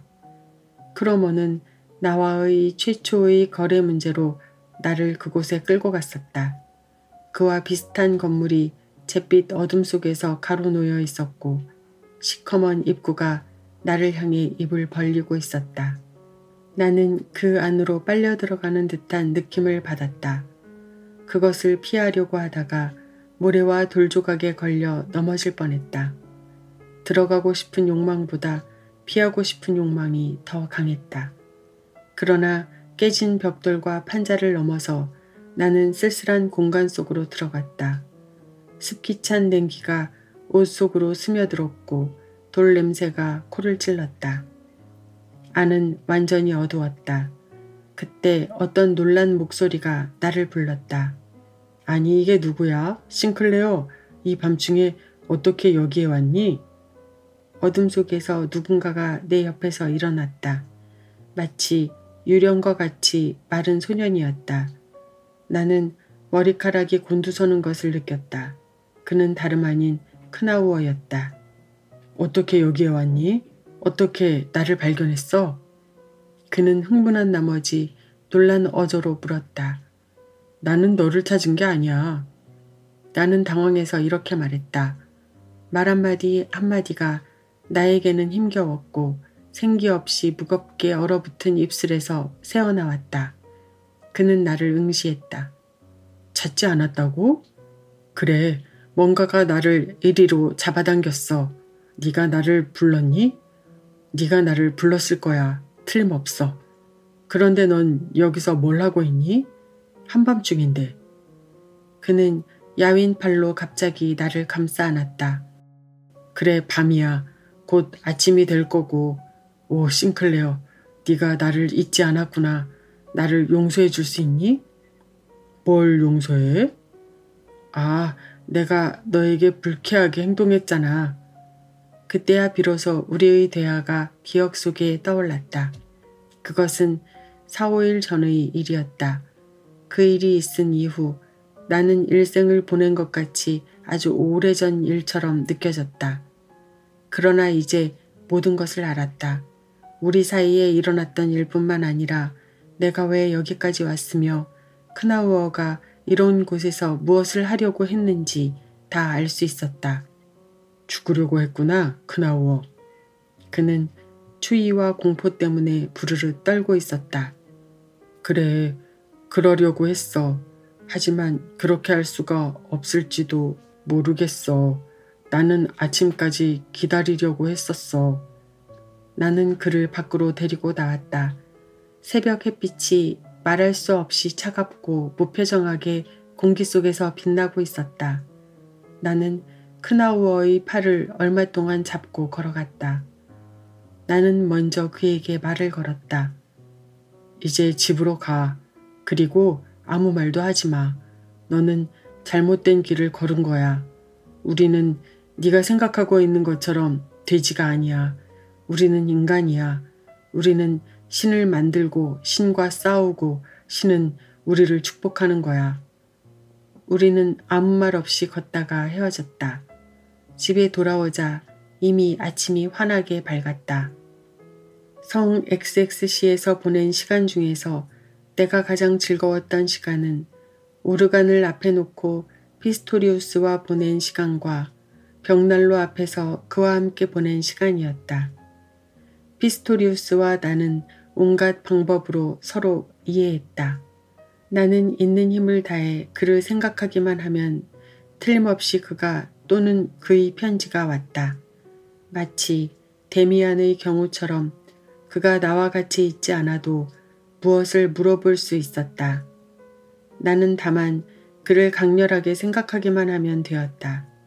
그리고 내 질문을 긴장된 사고로서 그에게 향하기만 하면 되었다.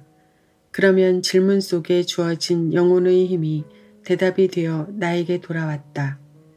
그러나 내가 상상한 것은 피스토리우스나 막스 데미안이 아닌 내가 그린 초상이었으며 반은 남자이고 반은 여자인 꿈의 모습이었다. 나는 그 모습을 불러야 했다.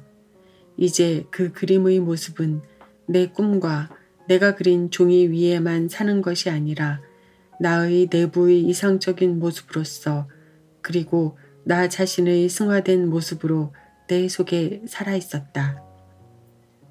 특이하면서도 우스웠던 것은 자살미수자 크나우어와 나와의 관계였다. 내가 그를 찾아갔던 그날 밤 이후로 그는 충실한 하인이나 개처럼 나를 흠모했고 맹목적으로 나에게 복종했다. 그는 아주 이상스러운 질문과 소망을 가지고 나를 찾아왔다. 그는 유령을 보고 싶어 했고 카발라의 비법을 배우고 싶어 했다. 내가 그에게 그 모든 것에 관해서 조금도 모른다고 아무리 설명해도 그는 믿으려고 하지를 않았다. 그는 나에게 온갖 힘이 있다고 믿었다. 그러나 참으로 이상했던 일은 내가 내부에 있는 어떤 매듭을 풀려고 할 때면 꼭 그가 나를 찾아왔는데 그의 변덕스러운 생각과 소망이 종종 내 문제 해결에 도움을 주었다는 사실이다. 이따금 나는 그가 귀찮게 느껴져서 건방진 태도로 그를 쫓아보냈다. 그러나 나는 그도 누군가에 의해 나에게 보내어졌다는 것을 느꼈다. 내가 그에게 준 것이 2배가 되어 항상 내게 돌아오는 것을 보면 그도 나의 지도자인 것처럼 느껴졌다.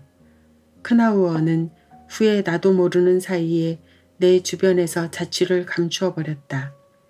그와는 싸움이 필요 없었으나 피스토리우스와는 그렇지 않았다. 성 XC에서의 나의 학창시절이 끝나갈 무렵 나는 피스토리우스와 묘한 체험을 가졌다. 가장 악의 없는 사람에게도 일생에 한 번 또는 몇 번은 경건과 감사의 미덕에 어긋나는 일을 하게 되는 일이 생기는 법이다. 누구나가 그의 스승, 그의 아버지와 헤어지는 발걸음을 내디뎌야 하며 누구나 다 고독의 쓰라림을 느껴야 한다. 나는 부모님과 그들의 세계, 내 아름다웠던 어린 시절의 밝은 세계와 격렬한 투쟁을 한 끝에 헤어진 것이 아니었다. 나는 그들과 서서히 거의 눈에 보이지 않을 정도로 멀어졌고 낯설어졌던 것이다. 그것은 나에게 가슴 아픈 느낌을 주었고 내가 고향을 찾을 때마다 가끔씩 괴로운 심정이 되곤 했다. 그러나 가슴이 메어지도록 심하지는 않았으며 견디어낼 만했다. 그러나 우리가 습관에 의해서가 아니라 자기 자신의 내적 요구에 의해 사랑과 공경을 바쳤을 때 우리가 마음속에서 사랑하는 사람을 분리시키려고 한다는 것을 깨닫게 되는 경우에는 더없이 괴롭고 끔찍한 순간이 아닐 수 없었다. 그 경우에는 스승과 친구를 배척하는 모든 생각은 독이 있는 가시가 되어 우리 자신의 심장을 찌르고 자신을 보호하기 위해 휘두른 매질은 우리 자신의 얼굴을 치게 된다. 그때 세속의 도덕을 자기 자신 속에 간직하고 있다고 생각하고 있던 사람에게는 불성실, 배은망덕 같은 말이 마치 낙인처럼 붙게 되는 것이다. 그때 우리들의 놀란 심장은 유년 시절의 애정이 넘친 골짜기로 다시 도망간다. 그리고 그런 단절이 이루어져야 되고 또 이 유대는 절단되어야 한다는 것을 믿을 수가 없게 되는 것이다. 시간이 흐름에 따라 내 마음속에서는 서서히 친구 피스토리우스를 절대적인 지도자라 인정하는데 반대하는 감정이 생겨나기 시작했다. 내가 젊은 시절의 가장 중요한 몇 개월 동안에 체험했던 것은 그와의 우정이었으며 그의 충고와 위안이었으며 그와 가깝게 지낸 것이었다. 그를 통해서 신은 나에게 이야기했다. 그의 입을 통해서 내 꿈은 다시 나에게 돌아왔고 설명되었고 해석되었다. 그는 나에게 많은 용기를 주었다. 그런데 나는 그 무렵부터 그에 대한 반감을 느끼게 되었고 그가 완전히 이해하고 있는 것은 나의 일부분에 지나지 않는다고 느꼈다. 우리들 사이에는 싸움도 불쾌한 장면도 절교도 청산도 없었다. 나는 그에게 사실은 별로 중요하지 않은 단 한마디를 말했을 뿐이었다. 그러나 그것은 바로 우리들 사이의 환상이 조각으로 부서지는 순간이었다. 그런 예감은 벌써 얼마 전부터 나를 짓누르고 있었고 뚜렷한 감정으로 된 것은 일요일날 그의 서재에서였다. 우리는 벽난로 불을 앞에 놓고 방바닥에 엎드려 있었다. 그는 자기가 연구하고 사색하며 가능한 한 미래의 흥미를 가지고 있는 신비와 종교 양식에 관해서 말했다. 그러나 나에게는 그 모든 것이 삶에 불가피하게 중요한 일이라기보다는 신기하고 재미있는 일로만 생각되었다. 그의 말에서는 과거 세계의 잔재 밑에서의 고달픈 탐구를 하고 있다고 느껴졌다. 그래서 나는 갑자기 이 모든 방법에 대하여 신비주의에 대하여 전통적인 종교 양식을 재료로 한 이 모자이크 유의에 대하여 반감을 느꼈다. 나는 갑자기 그리고 깜짝 놀랄 만큼 폭발적인 악의를 가지고 말했다. 피스토리우스, 꿈에 대해서 한번 얘기하는 것이 어때요? 지금 당신이 밤중에 꾸는 진짜 꿈 말입니다. 당신이 말씀하시는 것은 몹시 골동품 냄새가 나니까요. 그는 내가 그런 투로 말하는 것을 그때까지 들어본 일이 없었다. 그리고 그 순간 나 자신도 내가 그에게 쏜 화살이 그의 무기 창고에서 끄집어낸 것이라는 것을 번개처럼 느끼고 수치심과 두려움을 금할 수가 없었다. 그가 때로는 심술궂은 어조로 말하곤 했던 자기 비난을 내가 지금 더욱 날카로운 형태로 그에게 던졌다는 것을 느꼈다. 그는 순간적으로 그것을 깨달았고 이내 입을 다물고 말았다. 나는 마음속으로 공포를 느끼면서 몹시 창백해져 있는 그의 얼굴을 쳐다보았다. 한참 동안 무거운 침묵이 흐른 뒤에 그는 새로운 장작을 불 위에 올려놓고 조용히 말했다. 당신 말은 모두 맞아요, 싱클레어. 당신은 영리한 청년이니 더 이상 진부한 말은 하지 않겠습니다. 그는 매우 조용히 말했으나 나는 상처받은 아픔을 그의 목소리에서 들을 수 있었다. 아, 내가 무슨 짓을 한 것일까? 나는 눈물이 나오려는 것을 느꼈다. 나는 그에게 다정한 태도를 취하고 싶었고 용서를 빌고 싶었고 애정과 따뜻한 감사를 보내고 싶었다. 감동적인 말이 머릿속에서 맴돌았지만 그것을 말할 수가 없었다. 나는 한동안 불꽃을 바라보며 침묵을 지켰다. 그도 침묵을 지켰다. 그렇게 우리는 불이 다 타서 멀어지고 사그라질 때까지 누워 있었고 소리를 내면서 타서 꺼지는 불을 볼 때마다 다시는 돌아오지 않을 아름답고 정다운 무엇이 사라져 버리는 것을 느꼈다. 제 말을 오해하신 것 같은데요. 나는 마침내 신 목소리로 겨우 말을 꺼냈다. 그 어리석고 무의미한 말을 마치 신문의 소설을 소리내어 읽듯이 내 입술에서 기계적으로 새어나왔다. 피스토리우스는 낮은 목소리로 말했다. 나는 당신을 아주 잘 이해합니다. 당신 말이 옳습니다. 그는 잠시 말을 머뭇거리다가 다시 천천히 말을 이었다. 인간이 다른 인간에 대해서 정당할 수 있는 한도 내에서는 당신의 말이 옳습니다. 아니, 나는 옳지 않아요. 나는 마음속에서 외치고 있었다. 그러나 나는 말할 수가 없었다. 나는 나의 대수롭지 않은 단 한마디로 그의 본질적인 약점과 고뇌의 상처를 입혔다. 나는 그가 자기 자신에 대해서 회의적임에 틀림없는 바로 그 점을 건드린 것이었다. 그의 이념은 진부한 것이었고 그는 과거를 향한 탐구자였으며 낭만주의자였다. 갑자기 나는 그것을 깊게 느꼈다. 그러자 갑자기 피스토리우스가 내게 의미를 부여했던 것을 그 자신에게는 의미를 줄 수 없다는 생각이 머리에 떠올랐다. 그는 지도자인 그 자신을 초월하고 저버리지 않을 수 없는 길로 나를 인도했던 것이다. 어떻게 해서 그런 말을 했는지 정말로 알 수가 없었다.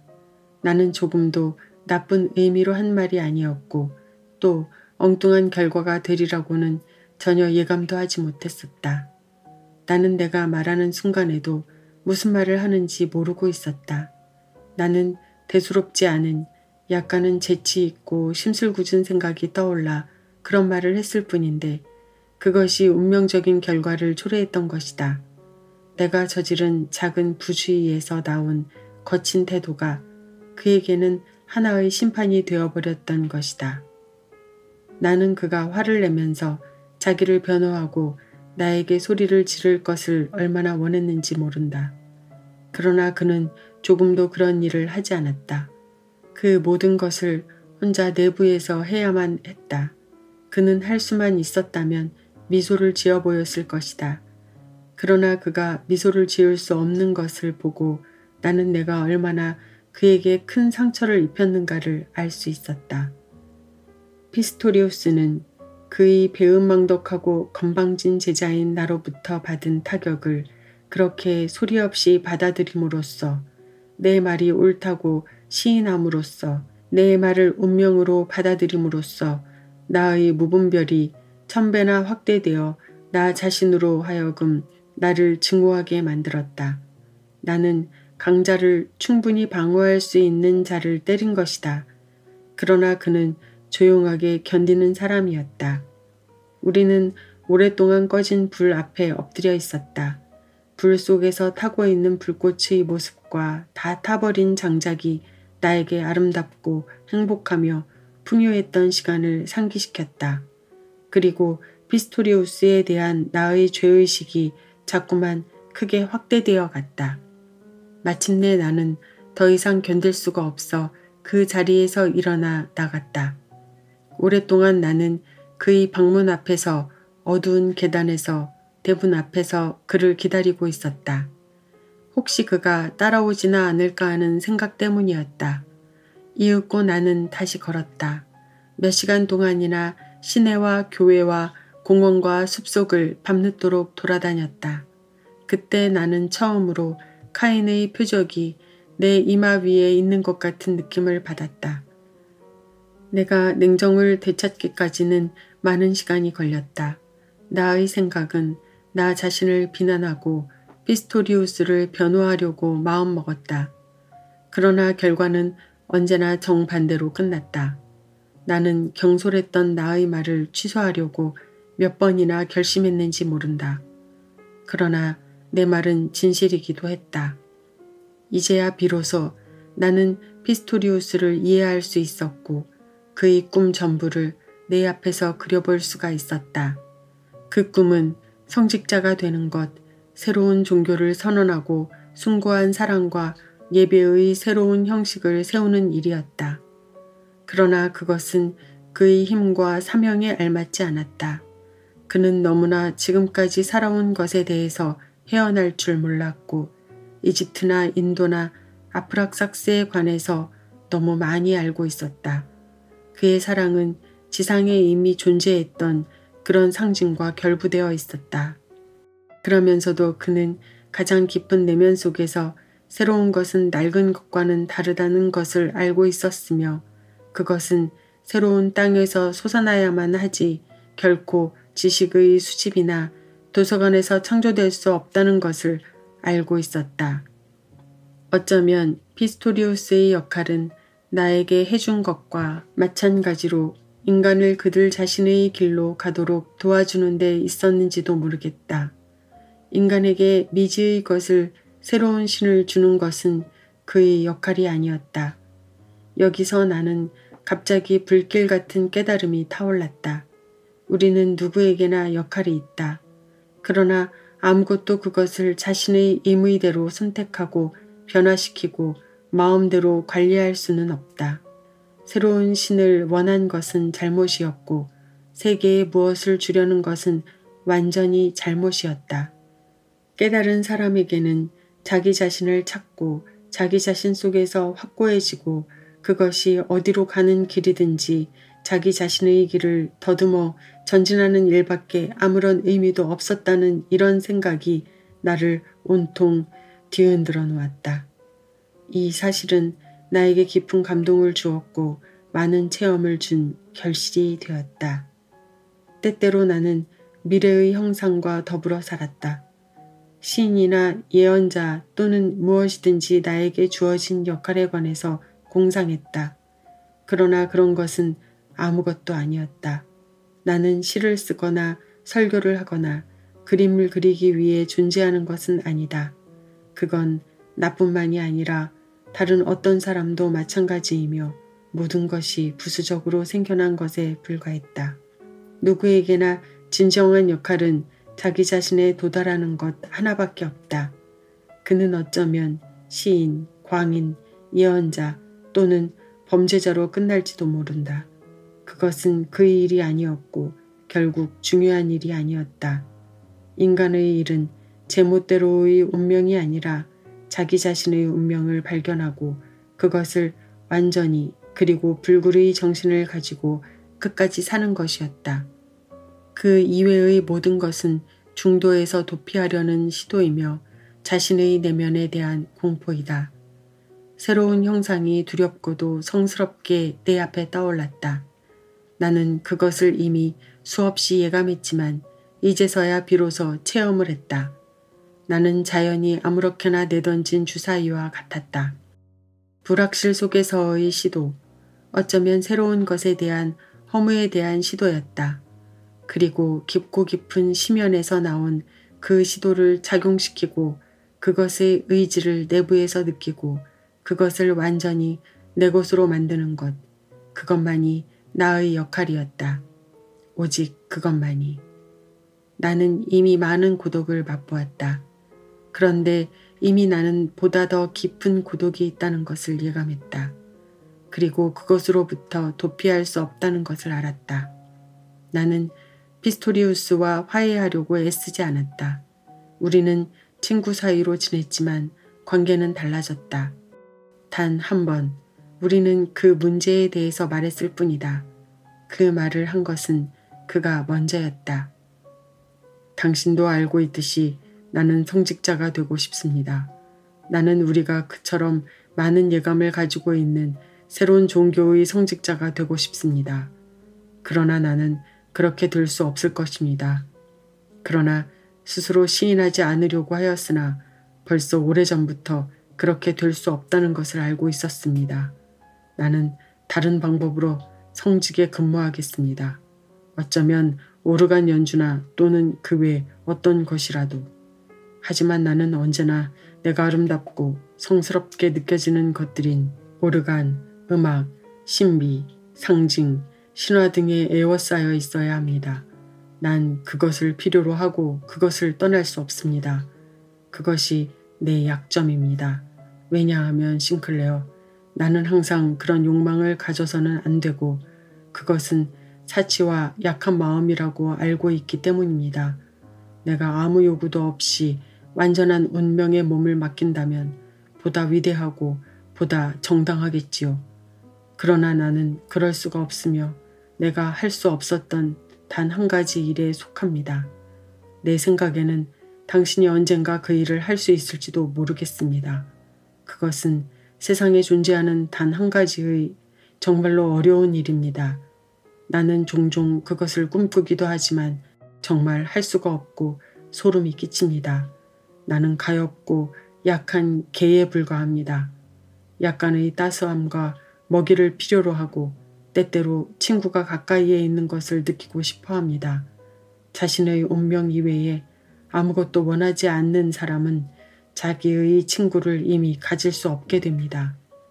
완전히 혼자 있으며 차가운 세계의 공간만을 자기 주변에 갖게 됩니다. 그것이 바로 겟세마네 동산에서의 예수였습니다. 십자가에 못 박히는 것을 아무렇지도 않게 생각한 순교자라면 얼마든지 있습니다.